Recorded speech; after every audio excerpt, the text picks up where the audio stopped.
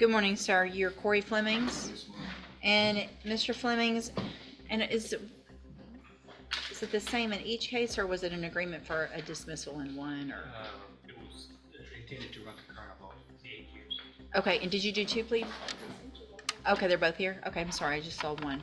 Mr. Flemings, in cause number 24, DCCR 2144, you're charged with the second-degree felony offense of assault on a peace officer from September 11th of 2024. That indictment alleges that you were previously convicted of possession of a controlled substance, a third-degree felony, September 27th of 2023. And what that means is that if you go to trial and you're found guilty and that prior offense is true, the range of punishment would be between that of a first-degree felony, which is between 5 years and up to 99 years or life in prison. Do you understand? Sorry to interrupt. Yes. I believe the defendant's criminal history lends itself to being a habitual offender, and I have every intention of following the habitual offender laws. Okay, and Mr. LeBlanc, did you go over that with him as well? No, you're not talking about that. Oh, as far as the 25 to 99. So, the state has information, he says, that you have more than one felony conviction from before. So if that's true, if you have at least two that are from different dates and you are found guilty, that changes this from a first degree up to a habitual offender status, which is a minimum of 25 years in prison up to 99 years or life. Do you understand? And here's where things get scary. Habitual offender status is basically the legal system's way of saying, 3 strikes and you're out, forever. Minimum 25 years, up to life. Let me ask you, would you gamble with your freedom like that? And in cause number 24 DCCR 2145, you're charged with the state jail felony offense of injury to a child, elderly, or disabled individual from September 11th of 2024. That indictment alleges several prior state jail felony offenses. And when I say several, I mean 1, 2, 3, 4, 5, 6, 7, 8, 9, 10 prior state jail felony offenses.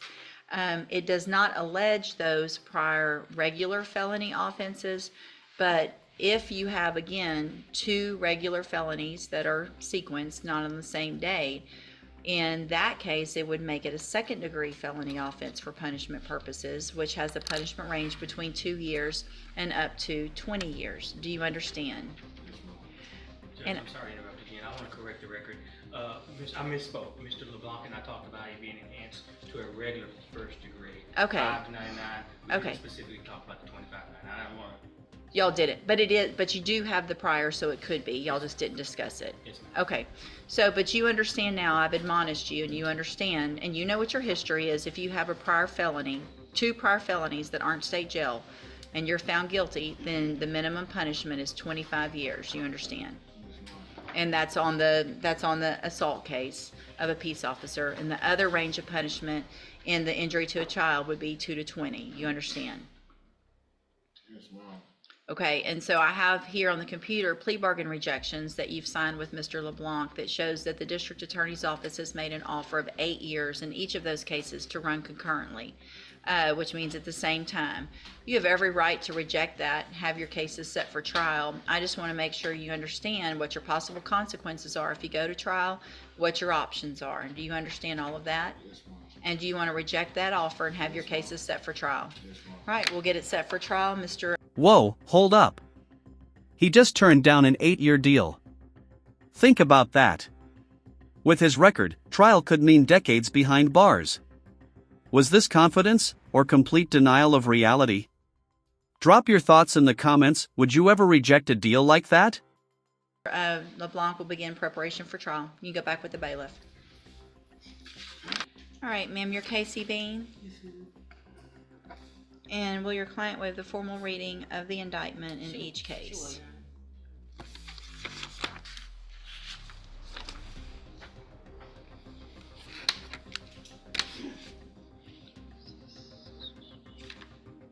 Ms. Bean, in cause number 23, DCCR 2068, you're charged with theft of property in an amount more than $2,500 with previous convictions, which is a third-degree felony, from April 6th of 2023.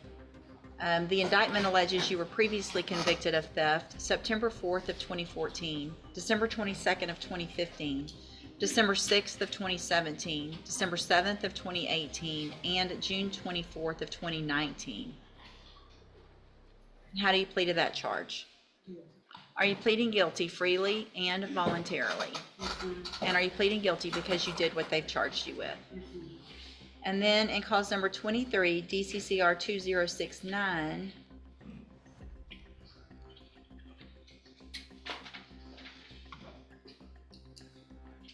you're also charged with theft of property with previous convictions in an amount more than $2,500 from June 25th of 2023. And how do you plead to that charge? That's also alleges all of those same prior offenses. And are all of those same prior offenses true? And in this case, did you enter your plea of guilty freely and voluntarily? And because you did what they charged you with? In each of these cases, I have here on the computer some documents that have your signature on them that the state has marked as exhibit number 1. Before you sign these, did you go over them with Ms. Holmes? Do you fully understand them? And do you understand, if I follow the agreement that you've made with the district attorney, that you will be waiving or giving up any right to appeal? You also understand, if you're not a U.S. citizen, that a plea of guilty or no contest may result in your deportation, exclusion from admission to the country, or denial of naturalization under federal law. State tenders number 1 in each case. No objection. It's admitted in each case. Is there any evidence that Ms. Bean is not competent? No, Your Honor. All right, ma'am. In each of your cases, I'm going to find that you entered your pleas of guilty freely and voluntarily, find that you're mentally competent and you understand the nature and the consequences of those pleas. In cause number 23, DCCR 2069, find sufficient evidence to find you guilty, and at this time find you guilty of theft with previous convictions in an amount above $2,500. Sentence you to a term of 4 years in the Institutional Division of the Texas Department of Corrections. Here's a reality check. Repeated theft convictions don't just add up, they multiply. Even when the sentence is only 4 years, it's a sign the court has lost patience. Mercy runs out fast when the same crime keeps popping up on your record. You will receive credit on that for any time that the law gives you the right to receive. In addition to that, I will give you credit for any from the date of indictments in each of these cases, which is from November 29th of 2023. So you will receive credit from November 29th of 2023. Y'all have marked that on here as 624 days. I'm going to assume that y'all did that math correctly. But it's for sure from the date of indictment on each case. Do you understand? And then in cause number 23, DCCR 206, which one did I just do? 6-8, was it? Just did 9. Well, I did the plea papers, but then which one did I make the finding on? That I made the finding? Okay. In 23 DCCR, you good? Sorry. 2068, I'm also going to find sufficient evidence to find you guilty, and at this time find you guilty of theft with prior convictions in an amount above $2,500. Sentence you in accordance with your agreement to a term of 4 years in the Institutional Division of the Texas Department of Correction. You will also receive credit on that for any time that you've been in custody that the law gives you the right to receive, and also specifically from the date of indictment, which is November 29th of 2023. These two cases will run concurrently, which means together at the same time. I have handed you the trial court certification in each case that shows these were agreements that I followed, and so you've waived your right to appeal. I have also handed you a written admonishment regarding your ineligibility to possess a firearm or ammunition. Because of the judgments entered against you, you're ineligible under Texas law to possess a firearm or ammunition. Possession of a firearm or ammunition could lead to charges against you. Firearm is a legal term, and you should read the written admonishment I provide you to see what devices qualify as a firearm. If you have questions about the laws that make you ineligible to possess a firearm or ammunition, or about how long that lasts, you can talk to Ms. Holmes. All right? Good luck to you, ma'am. You can go back with the bailiff. And a GPS. That's your bond. Yes, ma'am, we'll just need to set it for our contested. Are you going to plea on the motion? Have y'all talked about it? Well, he has a new aggravated robbery, so it'll have to be proved. Okay. So we're just gonna enter pleas on the motion? He'll enter pleas of not true and request a hearing.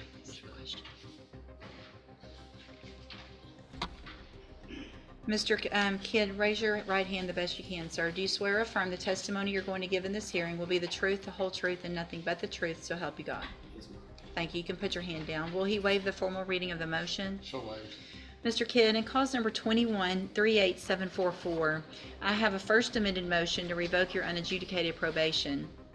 It shows that you were placed on probation November 16th of 2022 for the offense of robbery, a second-degree felony, and that was a 10-year deferred probation. Is that correct? This motion alleges that you violated your probation. Count 1 alleges that you failed to work faithfully at suitable employment and provide verification of that. And is that true or not true?